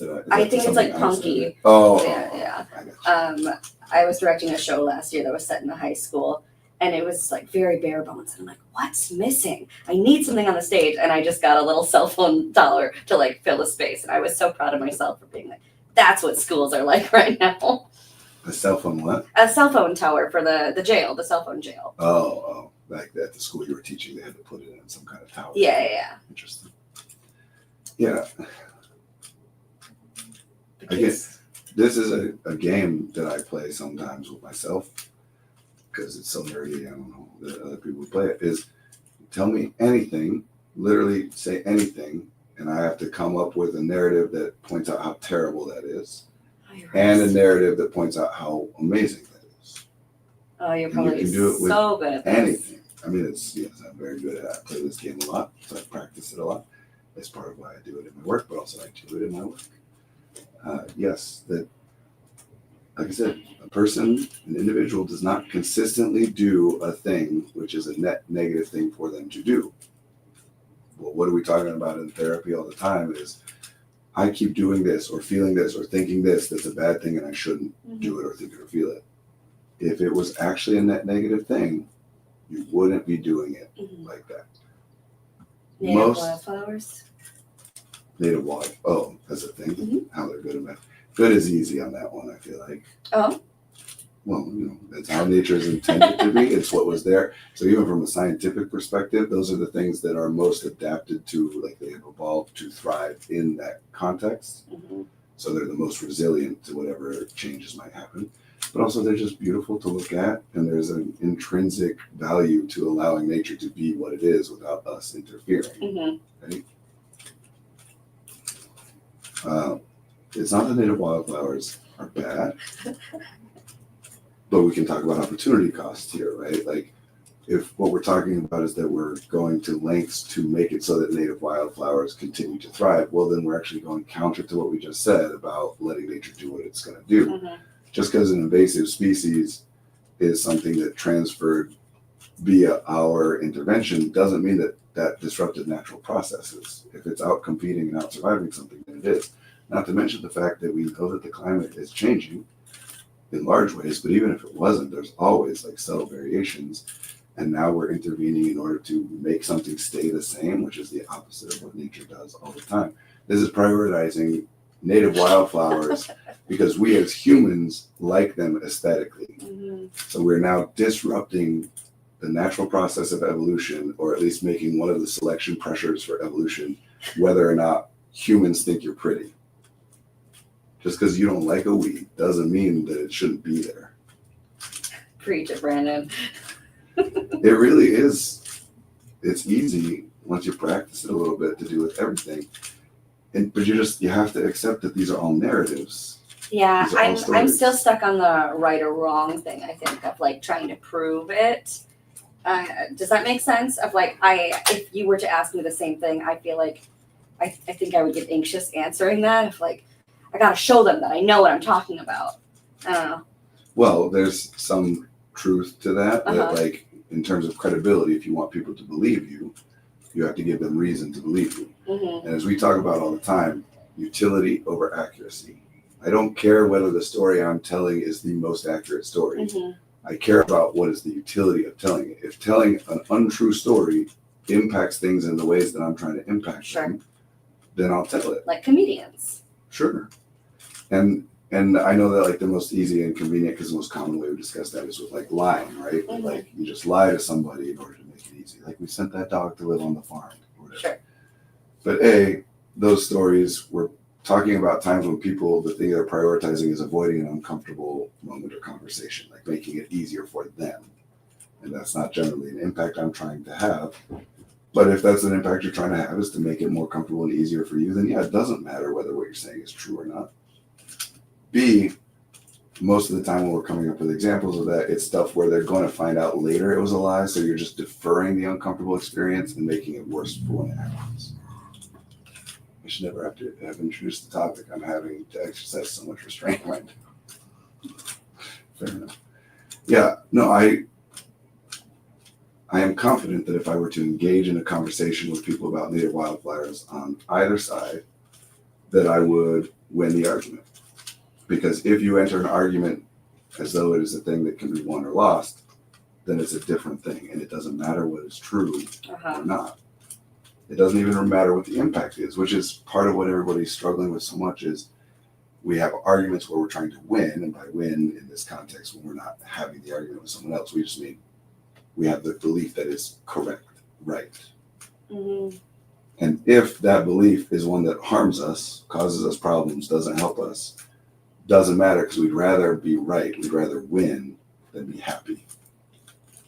Rather win than be happy. Now, we only care about that because winning there's a reason to believe that would indicate future happiness. That's where this all gets messed up. And yes, no, I'm not on time, but especially with parents and kids.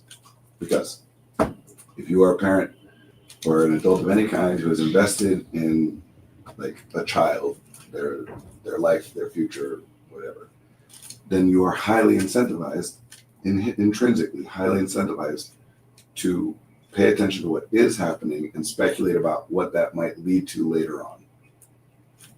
This is what all cognition is for. Think about what might happen later, not what is happening right now. Mm-hmm. Including to the extent that we start to treat, if we make connections, we start to treat something happening right now as though it is the same as we treat reading at recess as though it is the same as being someone who never has a meaningful relationship. Right. And we intervene and we panic in the same. The way that a parent responds to that is the same that they would respond if it was 20 years from now and someone was like, your kid does not have healthy relationships. They're like, oh my God, what am I doing wrong? What do we need to do? Right? Mm-hmm. So it's a particularly vulnerable population for this, but this is where all these things get you, is on thinking about the future, especially things that are counterintuitive, things where it's like, but I like this. And then someone's like, yes, you like it, but it has in the short term, it's enjoyable, but in the long term, it causes problems. And that does happen. And that's the point of cognition, is to be able to realize that like doing this now, while optimal, if this was the only moment, is going to be suboptimal because of what will happen in later moments. That's where storytelling comes in, because future is story. I don't care your evidence, it's all story. That doesn't mean it's inaccurate. Saying that if I drop this, it will fall to the ground, I believe that's going to happen. But when I say it, it's still a story about what's going to happen. The fact that it then happened, well, that's true. The fact that it happened doesn't retroactively make that not a story. It was still a story. Right. So we all do this. And yes, we are all now, especially over time, we are getting more and more susceptible to, there are things that I like that are probably suboptimal for you to do long term. This over focus on productivity is the pendulum swinging too far, right? If it's like somebody's just doing whatever the hell they feel like doing at any given moment, all kinds of reasons we're like, oh, hey, no, smoking is bad for you. And like all kinds of things that I and everybody generally is going to agree with, like, I understand why that might be valuable right now, but there's a long-term cost that isn't worth it, and you're just not aware of that. This is why we study things. We want to be aware of what costs might come up later. So especially things that are counterintuitive, like this seems great, but it turns out that it's a problem. We especially pay attention to that stuff. Smoking is really great. It makes me feel good, and it socializes, and it's cool, and whatever. With that voice. And then like, oh crap, it can kill you later on. But that also means that if somebody is trying to say like, hey, this thing that you're doing that seems beneficial right now actually is going to have a cost later, and they're wrong, either in good faith they believe it but they're still wrong, or they genuinely don't think that it's true, but they're saying it anyway. That's how you can get people to stop doing, well, I shouldn't say that. That's how you can get people to think that they should stop doing anything, no matter how beneficial it is. It makes me think of in Italy, I don't know if it's all of Europe, but all their cigarette packets have images of like black lungs or like what can happen to you if you keep smoking. And how strange that is to have it on the product. Yeah, well, part of that is because of your age and mine too, but even more yours, that like the extent smoking comes up as an example for a lot of reasons, or for a lot of things, and there are a lot of reasons, but one of the big reasons is that the vast cultural shifts from like how quickly large scale mass produced cigarettes became like an everywhere, everything, all the time thing, and then how quickly we identified that that was a cost not worth paying, and then intervened to change it, right? But like I still have vague memories when I was young of going to a restaurant and the restaurant asking if we want the smoking or non-smoking section. So you grew up in a world where like smoking was always a bad thing. Right, yeah. But when it was like our people are doing something voluntarily that's killing them and we got to get them to stop, then yeah, there's a lot put into like, how do we get people to change this? Yeah. It's worth it if you feel like James Dean, but is it worth it if you feel like James Dean, who can say? I mean, I have had more than one cigarette in my life, so obviously I determined at certain points that it was worth it. Did you feel like James Dean? No, but I felt cool sometimes. I Is never it was a smoker, but I've smoked. is it that 1,000 cool people cigarettes. smoke cigarettes? Like, could anybody look cool smoking a cigarette, or is it only cool people? I've always wondered. Subjective, I suppose. Subjective, but also cultural. Cool is not Yeah. an empirical thing, it's a cultural thing. And we, yes, have identified cigarettes. Cigarettes were identified as a cool thing so thoroughly Right. that we still think of it as a cool thing. I even still though see it the kills leather you. jacket. So, yes, there are all kinds of times where it's worth being like, ugh, even though this seems good, it's bad. But that also means that if I say, that seems good, seems like you like playing video games, but actually it's really bad, then you might believe me because you know there's plenty of stuff that seems good to you, but is actually bad. Sure. And as opposed to other things where I'm like, that thing that you really hate doing, that's bad for you long term, then you're actually less likely to accept that because you don't enjoy it. So you're doing it for some reason. You've already gone through the process of it, coming to an understanding of why this is worth doing long term. So for me to tell you something that is not good long term is harder because you already have ideas. Or something I'm just doing because I enjoy it right now, you haven't thought about whether it's good or bad long term. So then if I tell you it's bad long term, then it's easier. You don't have anything to argue against. I can say this confidently because this is like the number one thing in my career probably is trying to talk to people about your attempts to be productive not only don't work, they are damaging to you in the long run and make you less productive. And everybody comes back with, no, but you have to do it because if not, blah, blah, blah.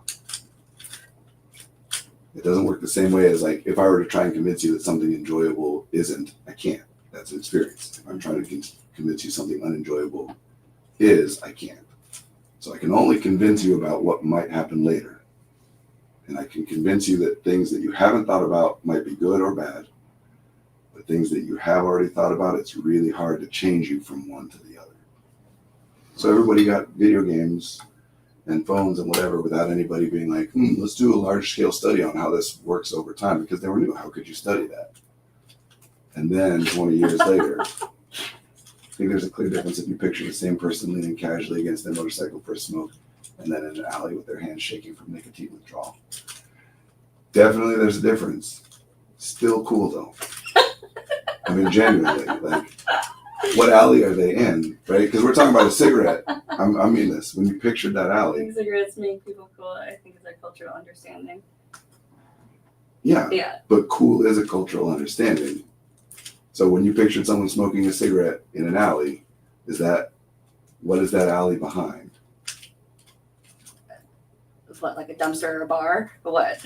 A bar. Yeah. The dumpster's in the alley. Yeah. Someplace cool people go. Yeah, I'm never Pretty cool picturing thing. like big If I Coke say bottles. if I'm like someone shooting up heroin in an alley, you're not like, oh, someone who stepped outside of the club for a bit. You're like, oh, they're in like some terrible alley somewhere. We have to make suffering cool. Ooh, Oh, that's a big one. that is a huge one. And Oh, I would love to talk about that with you because, more than cool, we have to make it noble. We have yes. to make suffering noble. Long story short is this. Suffering sucks. It is not beneficial. However, any individual thing that happens that involves suffering also has things that happen that provide benefit, especially if we're willing to tell a story about it. And if you had to suffer, then it is very useful and worthwhile to go back and retroactively be like, but this is a benefit I got from that experience. Right. And then we unintentionally conflate that with, so to get benefits like that, you must suffer. Right. Builds character, or, what doesn't kill you makes you stronger. In other words, like, yes, everyone has to suffer. That sucks. Since it has to happen, we should do everything we can to make that suffering as palatable to us in retrospect as possible. Like, rather than just being upset all the For time, sure, for I sure. want to see the benefits I got because I don't have to be upset about it as much anymore. We don't want to conflate that with thinking that therefore suffering is good, Right. noble. It isn't. You don't help your loved ones by suffering for them. You sometimes help your loved ones by doing things that are helpful, and those things can involve you suffering or cause suffering for you. But the suffering is worse. You make me a wonderful meal. I love it. Thank you. If you suffered greatly to make me that wonderful meal, I like it less than I would have. Yeah. Even if it's delicious, I don't like that you suffered. Suffering is cool. That's true. Suffering is cool and admirable. Oh my I love God. this conversation. I wish I didn't have to go, but I do. I know. And I have so much to say about it too. Oh, well. Utility. You're doing what you want is what you want. You know what it is. If you think about how you want something, if you have an impulse for a thing, you want that thing. What you do is a separate thing. You can want to buy $1 million house and not buy it, and that doesn't mean you didn't want it. It just means you can't afford it, or it's not practical for whatever reason. Whatever.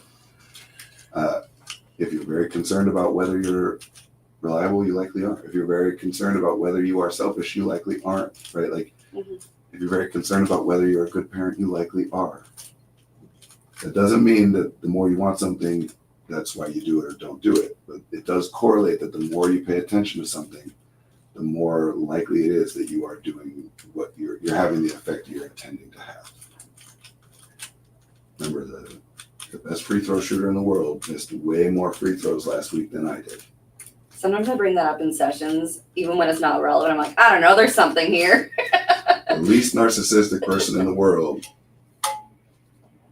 is more worried about being narcissistic than the most narcissistic person in the world. I had to change that because it doesn't actually track. Being That's funny. narcissism, like most things, is this thing where too little of it is not good and too much of it is not good. Anyway, we gotta go. This is wonderful to be with you all. Thank you.